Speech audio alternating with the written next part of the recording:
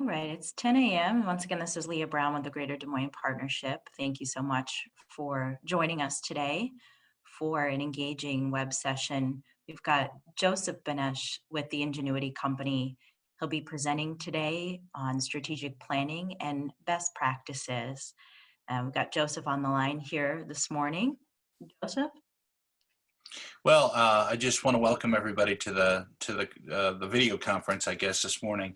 My name is Joe Benesh. I own the Ingenuity Company, which is a strategic planning firm that works with a lot of nonprofits, small businesses, healthcare institutions, all sorts of different organizations, businesses, and communities to develop strategic plans and future-facing plans for their organizations or their communities. So. I also am a professor at the University of Iowa. I teach strategic planning in the business college. My background is in architecture and doing design thinking, and I complemented that with a business degree at getting an MBA at Iowa, and was asked to kind of come back and teach what I do in the program. So I'm very fortunate to do that as well.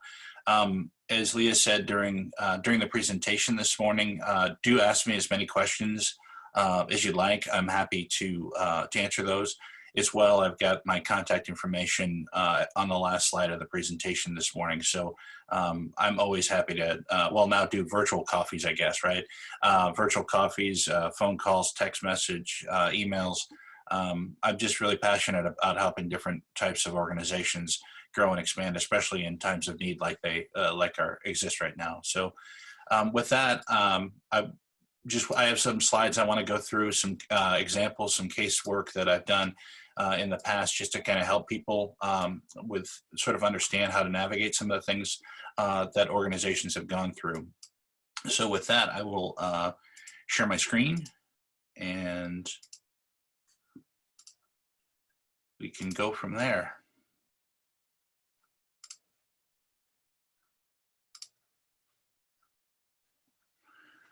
Okay, so strategic planning and best practices in times of need is the title of the presentation that I'll be sharing with you today.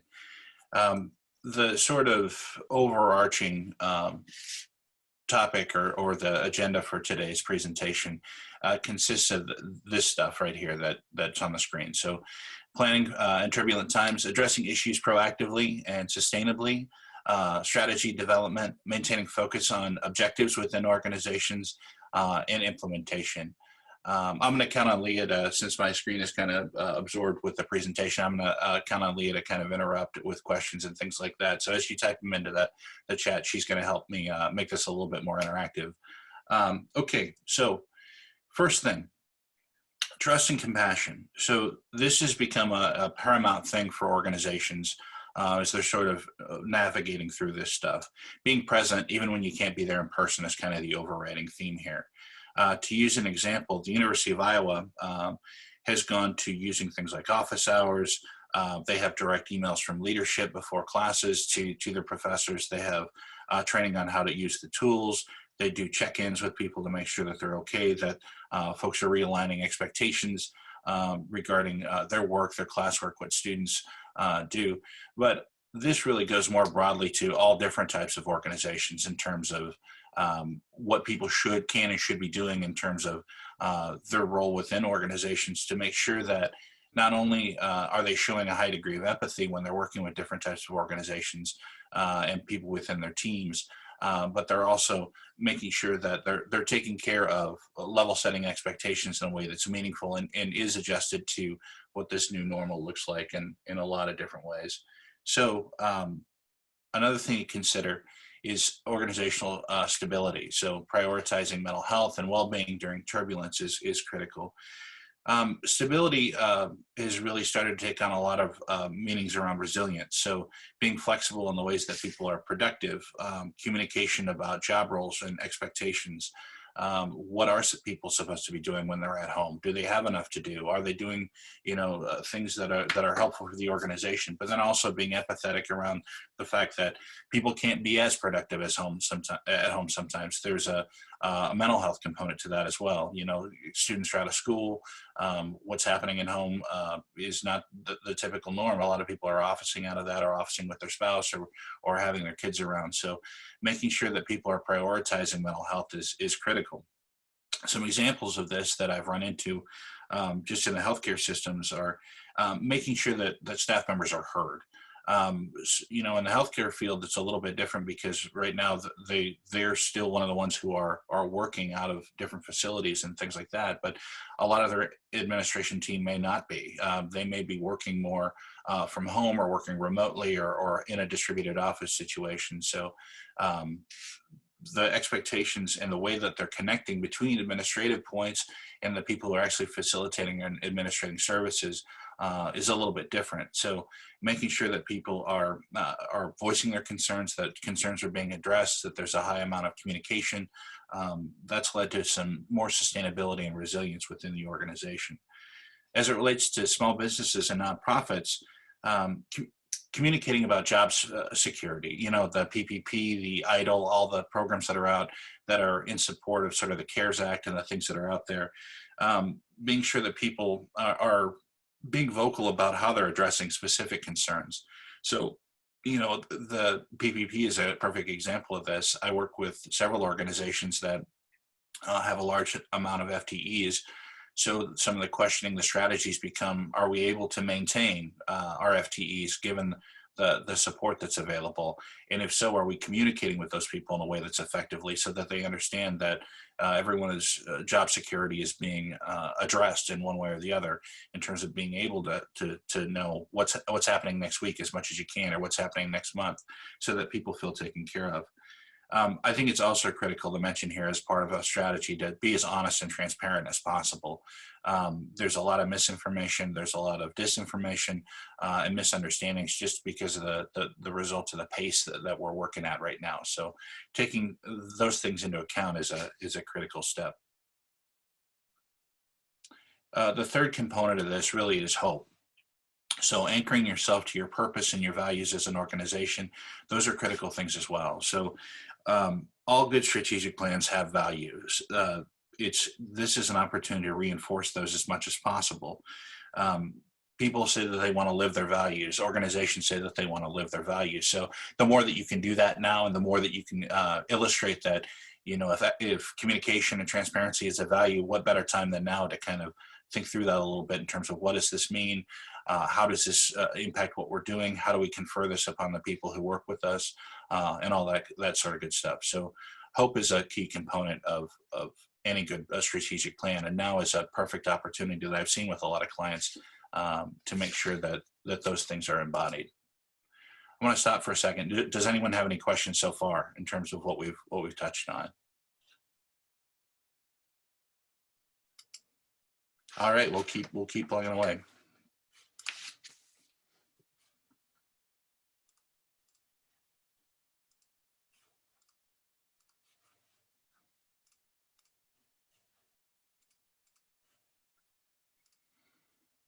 All right, two components of working more directly within strategy and strategic planning. The first component of which is problem shaping. So what do I mean by problem shaping? If you're working with any type of business or different type of organization, a key component here is to assemble your core strategy team and be as inclusive as possible. I've worked with organizations, actually I was having a conversation about this yesterday, about how there was potentially some coalition forming happening because certain members of the organization felt like they were out of the loop, or they were not being included in sort of the overall strategy that was taking form. Now, it's clear why that's happening, right? Because as people are out of the office, they don't get to see certain people on a day-to-day basis. Core teams are being pulled together through Zooms in smaller groups. There may or may not be communication about that. So making sure that your core strategy team is constituently representative of the people who are within your organization in terms of being inclusive helps prevent some of that stuff from happening. Being inclusive, making sure that the messaging is consistent, and that each strata of the organization and the business can take that back to their team or their group, their peer group, or even the people that they're having virtual happy hours and stuff with, just being inclusive in that way can lead to more cohesion around the team. The second component of problem shaping has to do with inventorying and deploying protective measures for your team. So what do I mean by protective? I mean, these are the things that again, back to mental health, back to making sure that people are being purposeful about how they're directing their energy. Define expectations for remote work. Now, I think, again, there has to be a high degree of sensitivity around this. People are not going to meet the same productivity goals that they have at their desk. That's just at work. That's just not realistic. They may work differently. They may be more productive in some ways and less productive in others, but making sure that everybody understands that expectations are defined and that they're sensitive to the circumstances is a key critical component of making sure that people stay engaged. Second, define a criteria for safe and positive customer interactions. This has become really important too. Regardless of how certain team members feel about meeting in person versus not meeting in person, the company, the organizations, the nonprofits, whatever framework you exist in, define what the safe criteria is. You know, if there are going to be meetings, then there need to be guidelines around that. If you're going to move to completely online interactions, then define the guidelines for that. But make sure that you are protecting the people within your company, that you're protecting them as it relates to people who are outside the organization, things like that, to make sure that there are safe interactions. Because again, back to mental health, if you're forcing someone to do something that they feel is unsafe, it's going to be damaging in a number of different ways, particularly right now. The third component of that is increasing communication. So timing, transparency through the right channels, making sure that you're talking to people frequently, that people understand what you're saying, they understand what you're doing, they feel engaged with it, they feel like they have a voice in it. So increase communication and the pacing of all that as much as possible. The next bulleted point here, I think, is really become important recently, is developing contingency plans. If not A, then B. If not B, then C. There's a tendency when things are good to kind of sing when you're winning, and it's like, if we have one sound strategy, let's just pound away at it and make sure that we get moving in the right direction. You can't do that right now. The circumstances from week to week, from day to day, from hour to hour, sometimes have materially changed funding sources, scarcity, resources, what personnel are available in what capacity. So making sure that your core strategy team, back to the original point, develops a strategy for mitigating that stuff. That's really important, because if something does have to pivot, the more that you can show that you're prepared for it, the more that you can show that you're ready for whatever is coming up, the better off everyone will be in terms of making sure that they stay engaged and you're bringing everyone along with you. Part and parcel to that, or building on that a little bit, is messaging ahead of changes, being proactive about stopping misinformation. Don't let rumors fly around. Don't, as much as you can, don't let people have conversations talking out of school a little bit about what might or might not happen as much as possible. Of course, people are going to do that. We're all human. But make sure that you are messaging ahead of things so that it assuages whatever misinformation could develop as a result of a rumor mill or something like that. This is really important right now as we are disconnected, because absent of information, people will make up their own narratives. That's true all the time. So making sure that you can help shape that narrative to a certain extent, that's a really critical thing. Lastly, on problem shaping, find alternative ways of delivering value. There are a lot of things that you can do for organizations to deliver value in different ways. Making sure that you are, if I'll use the theater company that I work with as an example, a way of delivering value in a traditional sense would be to have performances. Well, the Des Moines Performing Arts is closed right now. So what does that look like? Well, there are online options. There are things that you can do through social media, so on and so forth. So being, as part of your contingency plan, if you find ways of delivering value that use alternate channels or alternate touches or ways of conferring that value or transmitting what you do differently, be it a product or service, make sure that you understand that, express that, and communicate that to the people that work with, particularly in your volunteer base or your customer base. The other side of problem shaping is solution finding. So any good strategies around solving problems, right? You're finding the solution to something. You're developing and implementing a solution. So the first key part of this really has to do with implementing new processes rapidly. We are adaptable. We are moving things forward. We are going at a high rate of speed that allows us to make sure that we are adapting to changes that what's going on. Now, to be clear, I'm not talking about knee-jerk reactions. I'm not talking about overcorrections. I'm talking about measured response to the circumstances that are around us. So making sure that if there are new processes that need to be developed, i.e. communication, i.e. delivering on what's happening or responding to changes in the supply chain and so on and so forth, just adapt, don't panic. Communication, clear decision-making, and the clarity of the organizational chart. There does tend to happen in certain situations, sort of a Lord of the Flies effect, where if I'm not around somebody all the time, then I can make my own decisions about what's going on. I don't mean this in a punitive way. It's just something to watch out for. Make sure that you understand that, hey, the org chart works the way that it always does. You always report to so-and-so, and decisions need to be run that way. That's a really, really important part of this, to make sure that clear decision-making, clarity of the organizational chart, all that stuff is taken into account. Developing financial models for your organization, and exploring and inventorying available resources. We'll talk about capabilities in a little bit, but I want to stress this. It's really, really important, even if it's a very simple Excel spreadsheet, just develop what a financial model looks like, because you need to look at the resources within your organizations and how you're spending and what you're looking at, how they're allocated. If you're in a position where you have a large endowment or you have a large operational fund that exists, great. But at the same time, make sure that you have accounted for what the burn rate looks like. How far is this going to take us before we need additional things, so on and so forth. And be conscious of the resources around you. Apply for the grants, loans, and things that are available to you so that you can utilize them. Don't wait too long and be too responsive about that. Kind of building on that a little bit, proactively communicating with vendors, volunteers, landlords, utilities, etc. I work with an organization that scarcity is always an issue. So asking the person who owns the building, could we have a break on rent for the next couple of months? Can we do something with utilities? Can we stop trash pickup? Could we turn the heat down? I mean, some of this stuff a month ago probably would have seemed a little bit strange to even consider, but right now, before you look at staff, look at everything else. Are there ways to be flexible with the way that resources go from month to month to make sure that you're putting your organization in a situation where they are more sustainable for a longer period of time? I'm personally a big advocate for always looking at staff last. Do what you can with the rest of the resources that you have or the rest of the overhead that you have, then look at staff.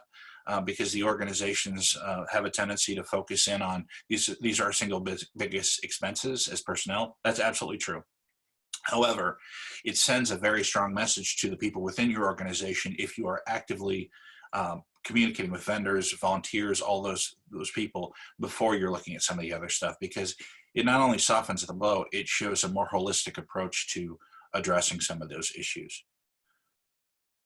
Consolidating administrative functions and centralizing resources to emphasize support and resilience, that goes without saying, right? I mean, you want to make sure that you're running things as centrally and in as optimized a way as possible to make sure that your people are getting the support that they need and that you are resilient as an organization. I'm not saying you take decisions away from people or consolidate them in a way that is negative or punitive or feels like I don't have a voice anymore. What I'm saying is, being adaptable and implementing new processes sometimes means that you do tighten the decision making a little bit in terms of what I'm doing from day to day.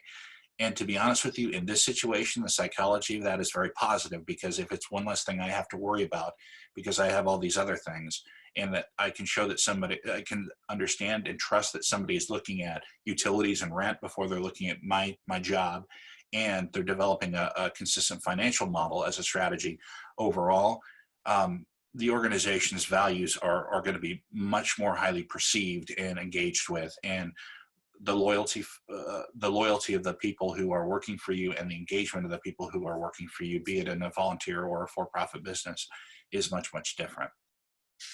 So we had problem shaping and solution finding. Those are two sort of the yin and yang of some developing strategies, particularly in times of need.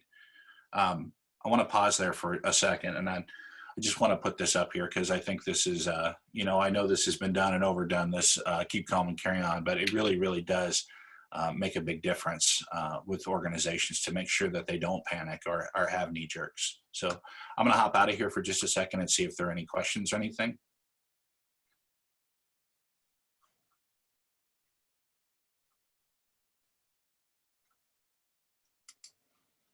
All right, we'll keep at it.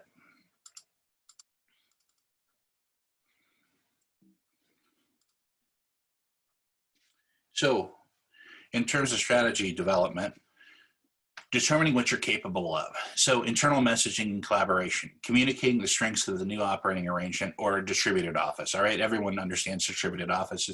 We're all working out of our house. So there are strengths there. There are inherent strengths to people being able to be in their home and finding a new operating arrangement or new ways of communicating. Do everything you can to promote stability. All right. If somebody needs to be available, if somebody needs to, 11 o'clock at night, have a call, do your best to let that happen. I will tell you that even something as simple as when I taught my first online class, my class at the university was one of the ones that got switched. It really did mean something when the dean sent me an email personally and said, hey, you got this, you're doing good work, continue on with what you're doing. And find ways for your organizations to make a difference. So beyond just a profit motivation or beyond just the standard mode of what you're doing, make sure that your organization is poised to make a difference in some way that people can believe in, people feel aspirational about, that they feel engaged with. Assess your current capabilities fairly and with empathy. Does that all make sense? I think I saw a question. Leah, I'm going to go ahead and address Nathan's question here, if that's okay. What's the most common question businesses are asking you to solve in the past few weeks? That's a great question. The most common question is, how are we going to get through this? And the pieces and parts of the presentation I'm doing today actually include a lot of those more specific granular questions. It's like, what do we need to do to make sure we come out of this with a high degree of resilience, or feeling a very specific way about making sure that our organization is sustainable? And how do we have conversations with our team members, with our people, within our organization to make sure that we don't panic and we don't get into a situation where we do overcorrect. What I will say is, what I try to stress most of all is, don't throw your strategy out the window. Make sure that you understand that, you spent a lot of time, or you probably have spent a lot of time developing a 3-year strategy for something. So stick to it. Make sure that you take the pieces that are applicable now and look at them through the lens of something that requires immediate attention or immediate focus. And then make sure that you're communicating that. It's like day to day, hey team, this is what we're working on. So the most common question is, how are we going to get through this? And it's acknowledgement of the fact that we're in a contraction mode, not an expansion mode. We're in a sustain mode versus a growth mode in a lot of respects with regard to strategy. And it's, what are the conversations I need to have within my organizations and with my teams in order to make sure that everybody feels like they will have a job, or they, as much as possible, they will be sustained. So helping with financial models, helping with different strategies around working with their vendor partners or supply chain management or even landlords. How do we have some of those conversations so that people understand that they are donating something, or they're causing a decision cascade that allows our organization to stay around? Those are the types of questions that get asked. How are we going to deal with this? What are some ways that I can cope? What are some ways I can talk to my team? I hope that answered your question, Nathan. And we're going to talk more about that as well. So,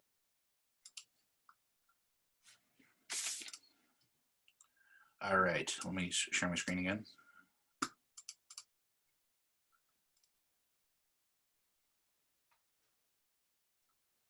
So, determining what you're capable of, internal capabilities. So these are some of the questions that get asked around those specific things. What do we do well? What are our biggest strengths and our most robust resources in terms of what we have internally? Do we have the mechanisms in place to leverage our current resources successfully? Is there a need to look outward for support? Do we understand the circumstances we are in? Are we doing enough to adapt? These are strategy questions, right? I'm developing a strategy. So what types of things do we really, really do well at our core? What types of things are absolutely true about our organization? You know, the biggest strengths and resources, everybody should be asking that even when it isn't a time of need. But making sure that you're leveraging those resources successfully is back to, again, the compassion and empathy piece of this.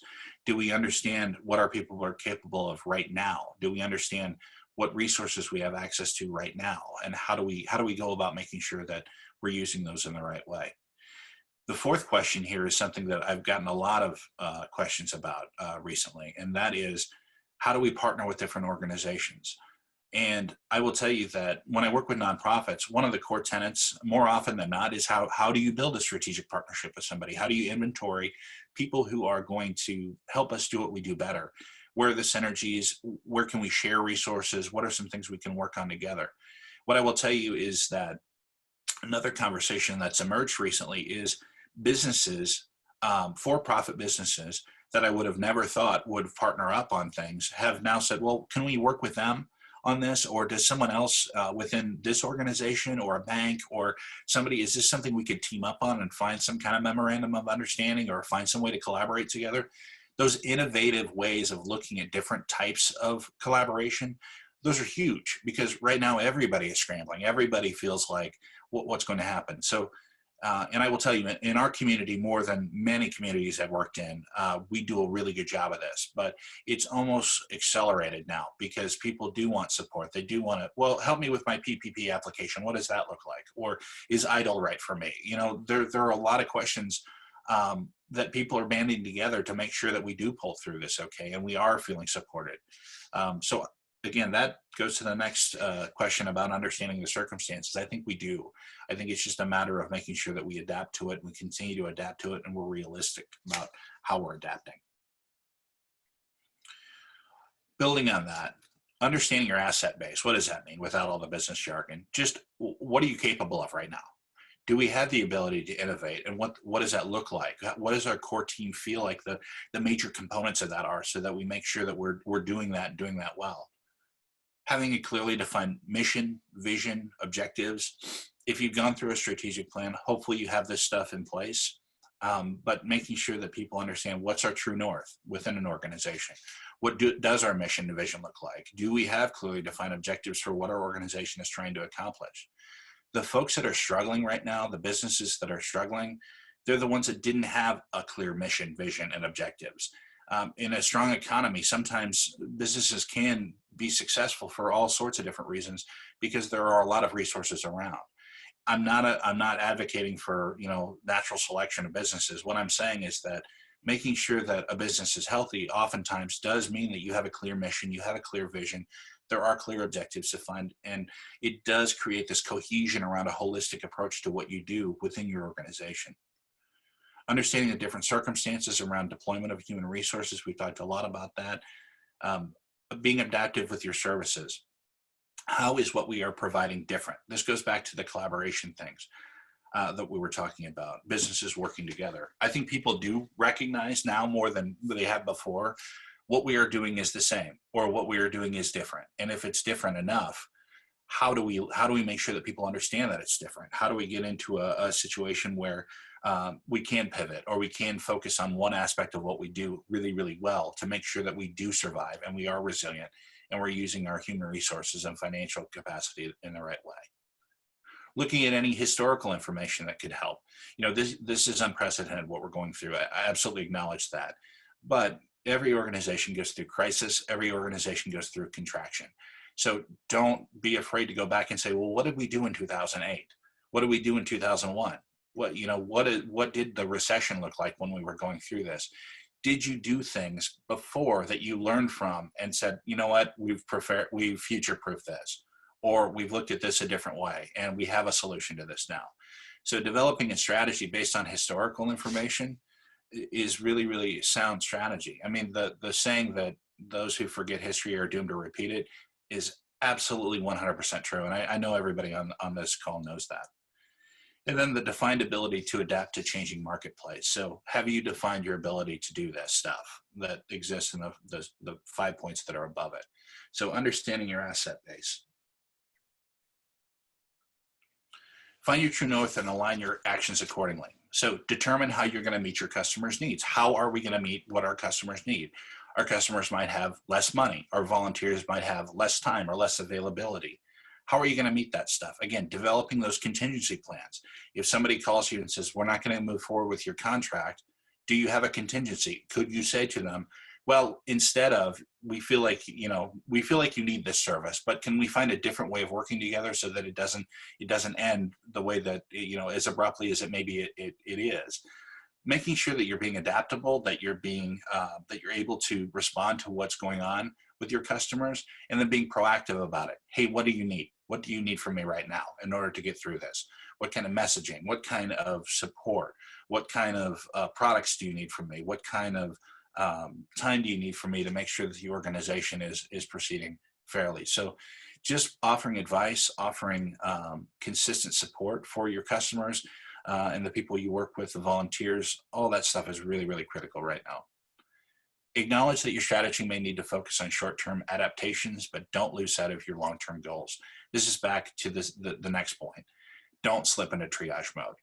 Triage is a form of panic, and it causes all sorts of overcorrections. Overcorrections destroy strategy.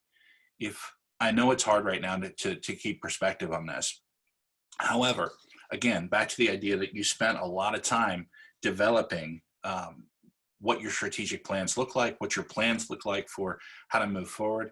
Those are all good things. They're built on focus groups. They're built on surveys. They're built on data. They're built on interviews with team members. That stuff is built on real things that existed that are probably true no matter what the circumstances are. So make sure that you don't lose sight of those goals. They may look a little bit different right now or a lot different right now, but if they're built on the same foundation, the overcorrection goes down a little bit. The worst thing in the world is if you start throwing resources and money in an overwhelming way to plug holes or fill gaps, because what happens sometimes is it causes an over allocation of resources or depletion in your ability to kind of address things, or worse yet, you have signaled in a sort of business language to the people who support you, whether it be donors, supporters, volunteers, employees, that you don't know how to manage what you're doing very well, and that these overcorrections feel like fire sales, they feel like panic, they feel like desperation. And if you want folks to disengage with you, those are some things that get transmitted very, very clearly through actions. So I know this is hard, and I know that everybody is kind of in a state of elevated stress about this. But if you just go back to that, be calm and carry on, stay calm and carry on. Don't slip into triage mode. Stick to the plan as much as you can. Just adapt using some of the strategies that we talked about. And then set immediate goals and pursue actions that resonate and engage internally and externally. So you got to engage the people inside, but you also got to engage the people outside. So making sure that those things are lined up, that your internal people are messaging the same way your external people are messaging. That's really, really important. The strategic plans that I write, and some of you who worked with me on the call can attest to this, there are different things that resonate with different pieces of the plan. There are verbal pieces, there are nonverbal pieces, there are narrative pieces, there are bulleted pieces. The reason that those all work together is because everybody reads something different when they see a strategic plan. Some people respond to it emotionally, some people respond to it quantitatively, some people have a mix in between of those two things. Some people are very Spartan, some people are very hedonistic with the way that they look at things. Making sure that you set goals that resonate broadly with the broadest amount of people, because you do have quantitative people and you do have people who are right brain and more creative that work within your organizations. Making sure that these adaptations respond to that in a short-term way, and that you're being intelligent and holistic with the way that you're communicating those things so that it does resonate is important more now than ever. So just keep that in mind. All right, I went to business school, so we're all big fans of the 2x2, but this is one of the best ones I've seen developed recently for kind of what we're all going through. Basically what this is just a quick tool that you can do to start with a guiding question and kind of work through some focused areas about it. I think that if within your organizations, within your teams, if you take something like this, I'm not saying this is the right answer, but something like this, and just on a week-to-week, day-to-day basis kind of work through this, you can really get some sound strategies developed in terms of how to deal with this. And then also how to align it with your strategic plans or your organizational development plans, training programs, all that stuff. So first thing, guiding light. All right, defines the line of sight. Where are you heading? What are you trying to achieve? All right, it's open-ended, future focused. This is what this is for. Quadrant 1 is kind of the salmon color. Excuse me, the current priority. Is this still relevant? Does this still continue forward? So with a modified approach. Just like the square says, these are items that are relevant, possible to go forward, though perhaps not as planned. Make a few notes on how to modify that. So these are the things that are still a current priority. All right, to the right, in the yellow box, pause and resume when the crisis is over. So assume that there's a 6-month delay, 18-month delay, there's a high degree of uncertainty. So just keeping in mind that there's probably a sliding scale in terms of your time frame here. These are the items that will be paused. They're not feasible now, or they need to be paused to make room for emergent priorities. You don't know for how long, but it may be too long or too short to try to guess. So pause and resume when crisis were over. There's some goals that is true for. So you've got your still relevant, continues forward group. You've got your pause and resume when the crisis is over group. This makes sure that you keep your eye on the ball for a long-term strategy. Next, blue box, emerging priority or existing but newly prioritized because of the current conditions. So this is the stuff that's popped up. This is the stuff that's on the front burner now because we need to move forward with it because the conditions are dictating it. This is the stuff that's urgent. I can't stress enough how important it is to take a hard look at this stuff because everything can feel important. And if everything's important, that actually means nothing's important. So making sure that you do this in a way that is reasonable is critical. 1, 2, or 3 things. You know, what's emerging because of the current priorities? How does it fit? How do the emerging priorities fit with the current priorities? So blue box, compare that with the salmon box. What do those things look like? Then finally, or second to last, I should say, in the green box, unknown status. So we need more data. There's too much in flux to know. These are the items that are unclear or there's too much in flux to decide. You need more data. You need to talk to other people or let the dust settle. This is the stuff that's relatively low priority. You probably have enough to do already with your existing but newly prioritized tasks or your current priorities that are still relevant. And you've got sort of in a parking lot, this pause and resume crisis is over. So those 4 boxes really exist as the core of your short-term strategy development or how you put just a quick strategic plan together. At the bottom, this is the stuff you're gonna let go. It's not gonna happen. The conditions currently have made it impossible to proceed with that stuff, and it probably is not gonna come back. In strategic planning, there are 2 groups of decisions. There are acquisition choices and there are forfeiture choices. These are your forfeiture choices. Now, it's really, really prudent to make sure that you are trimming right now, that this is the stuff that we've never gotten to, or we put so little resources to that it's just been lingering and not been successful. Now's an opportunity to cut that stuff loose because it's okay. It's not going to happen. We don't have the resources. Even when we come back and we're figuring this out, this is going to be burdensome. This is going to be too much for us to kind of look at, and so on and so forth. So let it go. Honor and let it go. So current priorities, emerging priorities, pausing and resuming when the crisis is over, and then what's unknown or what may need a different approach, and then letting stuff go. Any questions on that? This is a really useful tool, so I encourage everybody to do some form of this. All right, some caution areas to kind of think about when you're talking about strategic planning. So disconnection between messaging and service levels, misalignment between internal and external capabilities, capacity misalignments, having an inability to forecast skills and resources needed to implement planning objectives. Here's a really important one: too much reliance on quantitative data versus human and professional culture dynamics. Do not rely on quantitative data fully. First of all, we're in too volatile an environment for that to happen. So even the best financial models should be used as a tool, but not as the guiding principle for everything that you're doing.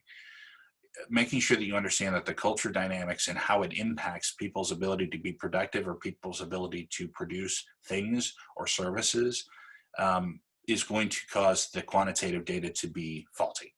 So what I'm saying is try to develop the 2 things in tandem. Don't rely on either one or the other of those things too much. Together, they make a very strong foundation for how to proceed with making decisions. But I've seen organizations that just wave an Excel spreadsheet around like a flag, and it's like, this is going to work because the Excel spreadsheet says so. That's not a sound strategy. You need to take into account the fact that there are humans working with the organization. Those humans are impacted by these circumstances. So how does that hit the financial model? How does it hit the ability to produce things or be productive in a supply chain or produce a set of volunteer events that generates a certain amount of income? There are a lot of things to consider. So don't rely too much on quantitative data because it's a trap. Also relying too much on human and professional culture dynamics is a trap. You can feel really, really good about something culturally, and there's no financial stabilization as a result of those behaviors. So be careful about both of those things. And then finally on this slide, incorrectly identifying and addressing potential failures. So it is important to understand when something has failed, and continue to beat away at something that's failed is just a waste of time and resources. So make sure that if there are potential failures that you do address them quickly and you come up with a plan on how to mitigate them. Your adaptive strategy in these times should contain the following elements. It should be real, it should be genuine, it should be engaging, it should be authentic. It should have the ability to satisfy your mission components. It should be believable inside and outside the organization. It makes your value clear, it makes your value portable. It's quantifiable, it's well-defined, and again, it takes into account multiple scenarios. Setting objectives during times like this, when there is a lot of organizational and business turbulence, consists of 6 things. 1, be realistic. So set your objectives in numbers and breakdowns so they're achievable in the time frame cascade set, but be flexible. Be specific, but not too specific. Objectives have to be ambiguous enough to allow for the implementation team to engage and own them. The worst strategic plans and the worst any plans are the ones where you tell people exactly what they have to do and you write it out for them like a checklist. The human brain is not designed to receive information like that all the time, and in times where there is elevated stress, it can actually cause a certain amount of PTSD because of the rigidity of it. So giving people that they have enough general direction to accomplish something and that they can push forward on something with enough interpretation that they can make it their own or use their own measurements to a certain extent to determine whether they've been successful. I can't underscore how important that is in terms of the psychology of writing a really, really good plan or putting a really, really good strategy in place. Third, think about available resources. So mix some of the goals as quick win, put some short and long-term stuff in there, put some stretch goals in there. Make sure they're aligned with the human and financial resources and being sensitive to psychology. So don't give somebody a bunch of stuff that's going to take them 6 months to do, because who knows what this looks like in 6 months. So give folks direction on, here's something that should take us about a week, or here's something that should take us a few days to make a meaningful amount of progress on, and set your benchmarks and your metrics in accordance with that so that they feel like they've done something. They feel like they've accomplished something in the short term, because we all need that. Some form of measurable benchmarks to create a reward or incentive system. Yes, again, make sure that these are paced in the right way so that people do feel rewarded, they do feel motivated, there are the right moderators in place for the incentive system. Be conscious of external factors. So your strategic process needs to contain mechanisms that respond to the external environment. And then lastly, we talked a little bit about this already. Do not respond and do not overcorrect due to irrational internal or external forces.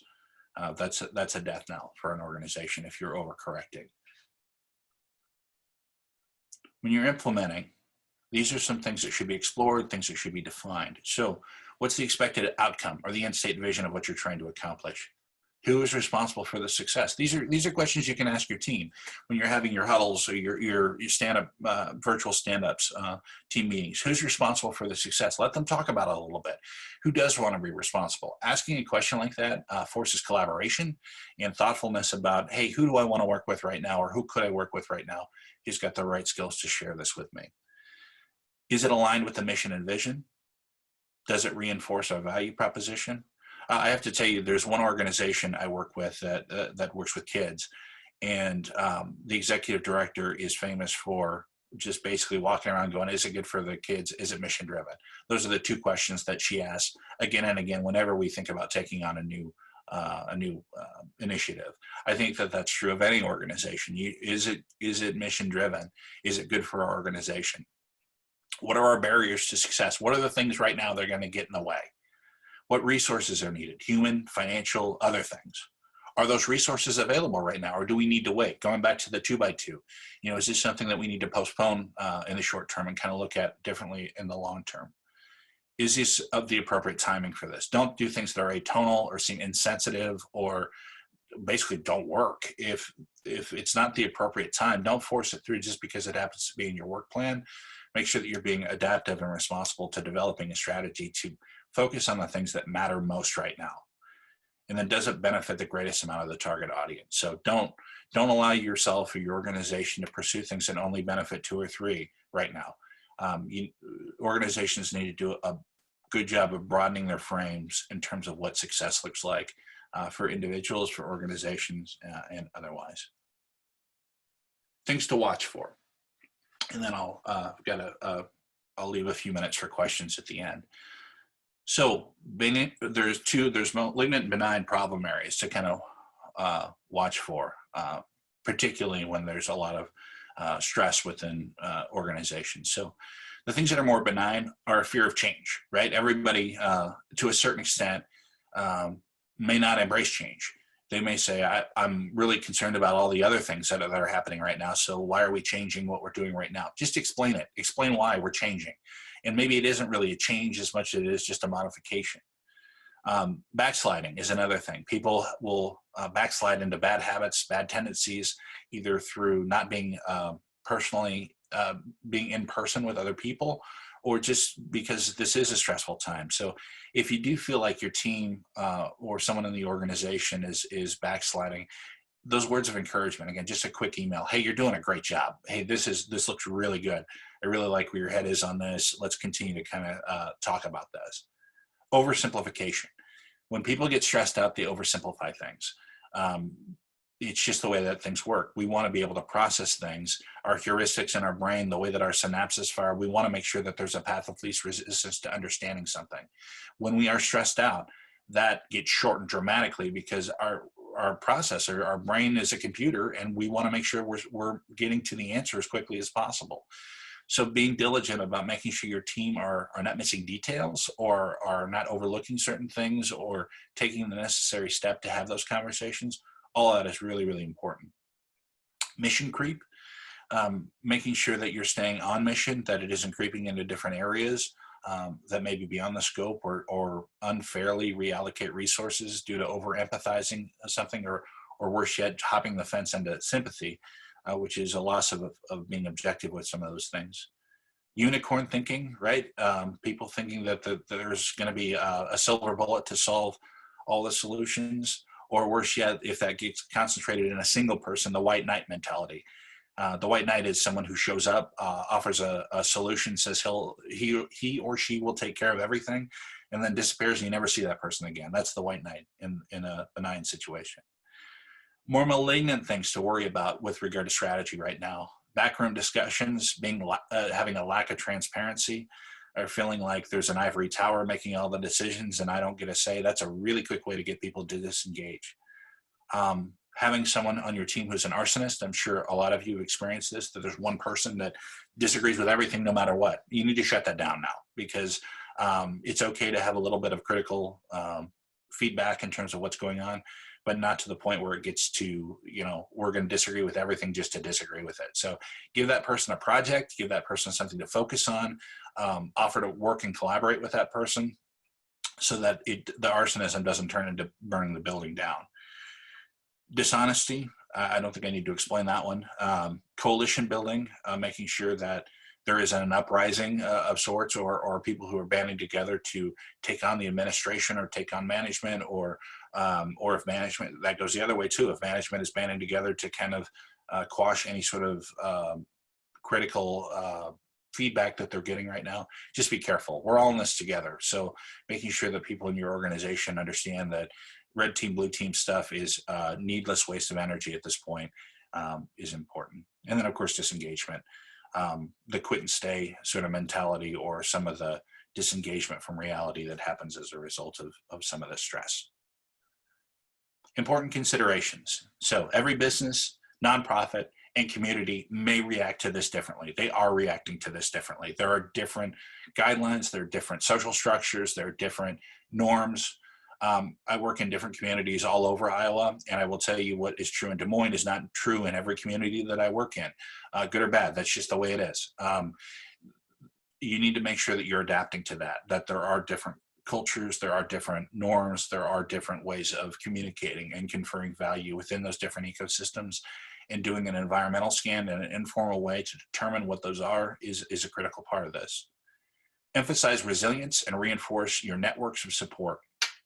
Absolutely reinforce your networks. The more stuff you can do to reach out to people, have virtual coffees, virtual happy hours, virtual meetings, it underscores the fact that we are a resilient community, that we are adapting to what happens in the new normal, and we are developing strategies to mitigate that and to be together. So reprioritize your short-term tactics. Use that 2x2 as much as you can. Just day to day, week to week, make sure that you're looking at that stuff as closely as possible. You have a good strategy. Your strategy is probably very sound.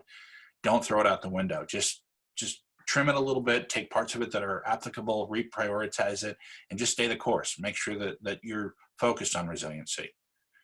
Pursue non-binary solutions. What does that mean? Well, it means that there's more than just yes or no right now. There's a lot of gray. So it doesn't need to be just one thing or the other thing. Your employees, you as leaders, as organization members, as employees, as volunteers, just make sure that it isn't just yes or no, that there's a lot of stuff in between to explore. And some of that stuff is very, very valuable. So look at the non-binary solutions. Be clear and be succinct. There's nothing more frustrating, and there's nothing more that will cause confirmation bias or some of the short circuiting and oversimplification that I talked about, is if you are overly complex, or your message doesn't make sense, or if you're trying to be too many things to too many people. Just be clear. This is what I'm saying. This is what I mean. I'm succinct, and I'll take your feedback. I'd like your feedback, but be clear and be succinct. Last thing I want to leave you with is just remember, it took a long time to develop your strategies, and they likely remain relevant. Completely restructuring your strategy adds stress to a stressful situation. Build stability from what remains true about your strategic plan, your values, and your goals. So with that, I just want to put my contact information up here. But I just want to thank everybody for their time and open it up for, I think we got about 8 minutes or so for questions. So what questions do you have for me about anything that I do, or solutions or things that you're running into with your companies? I just do want to reiterate that I'm available to any of you at any time. So feel free to text, email,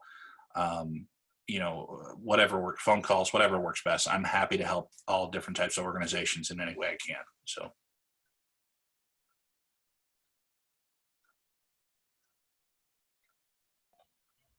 Questions?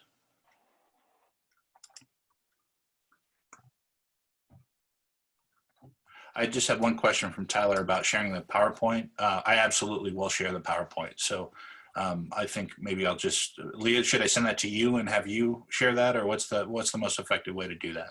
Yeah, great question. And we did want to remind everyone that we'll be sharing the recording, which will include the PowerPoint as well, likely at the beginning of next week. I'm happy to send that out to everybody that's participated. And Joe, if you do want to share just a copy of the slides separate from the presentation as well, we can make that available too. Absolutely. What other questions do people have? I've got a question here. Do you have any tips on daily, thank you. Do you have any tips on daily and weekly strategy shifts while staying cognizant of the heavy workloads? Yes, the thing I've noticed about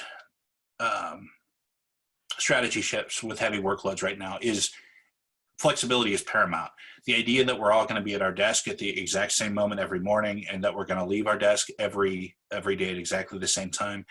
The work hour structure has seemed to fade away a little bit. People are focused on being productive when they can be productive. and when their home circumstances permit that, meaning that if we have kids, if we have other responsibilities at home, or even if just I need an hour break during the day, it's important to help people realize in leadership positions that their workflow may be disrupted or it may look a little bit different. So being sensitive to timelines and then just communicating to whoever the recipient is or the outcome is that things are shifting a little bit and that there's some flexibility. Right now, I've experienced nothing but grace from people in terms of, this is, it's okay if I don't get this till Tuesday, or I don't really need this until next week now, and allowing people to be flexible and kind of work around that a little bit, because some people's workload is absolutely insane right now. The healthcare work that I do, they can't keep up because of the scarcity of resources that have gone through this and the administrative shifts that have consolidated, double with the fact that if there isn't funding in place, there aren't medical providers that are able to be in some of the clinic works that I work with. So it's just being sensitive to the fact that this is going to take a little longer now,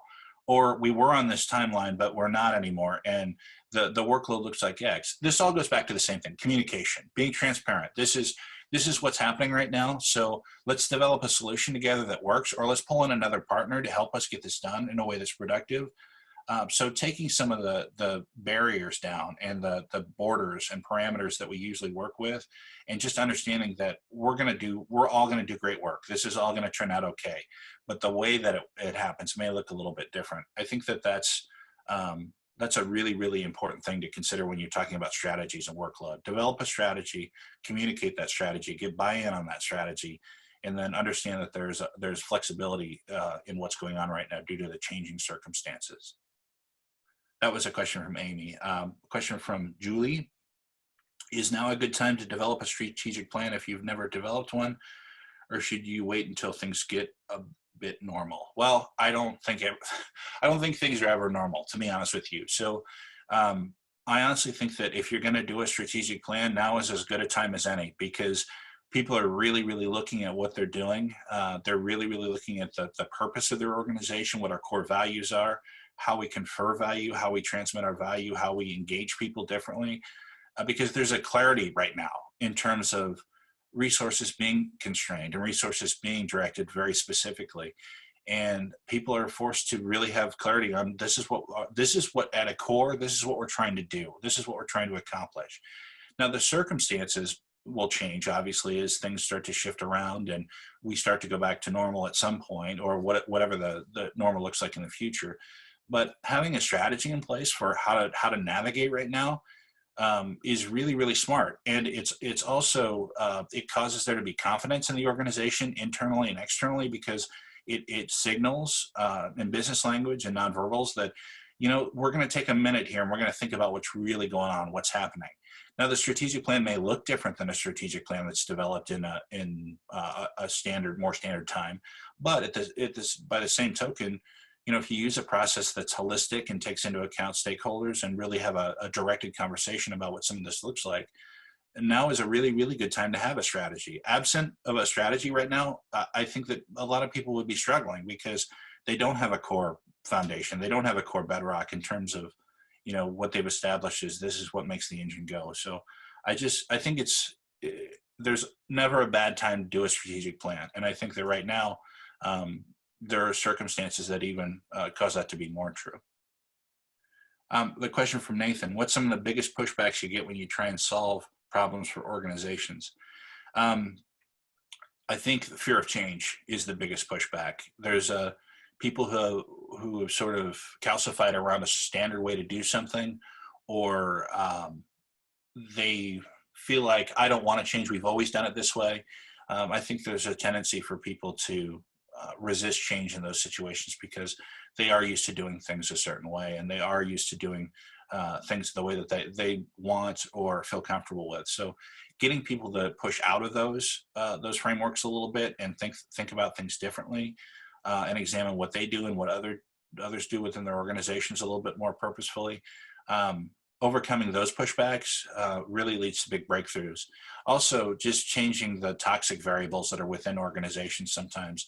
I've seen organizations that were being held back by one very specific thing, And once that specific thing was altered or taken out of the realm of consideration, the organization just took off in terms of their ability to focus, engage volunteers, really move forward in a meaningful way. Thank you for that question. Those are all good questions. Leah, I think we're right at 11 o'clock. I don't want to stifle any discussion, but I also want to be fair with everybody's time. Was there anything that you wanted to jump in with regard to wrap up or anything? I just, again, want to reiterate that I'm so appreciative of everybody's time. I know you have a lot of things going on. So thank you for being with me today. So I'm happy to do anything I can to help out. Sure. We appreciate you taking the time to present with us today, Joe. And thank you everybody who's on the line and was able to join today. Are there any other questions that you want to submit via chat before we wrap up here? Please. All right, looks like we are just at 11:01. So I mean, once again, just thank you on behalf of the Greater Des Moines Partnership. Thank you, Joe. And thank you for everyone who was able to join today. We'll look forward to seeing you next week for some of our additional web offerings. Great, thanks again, everybody.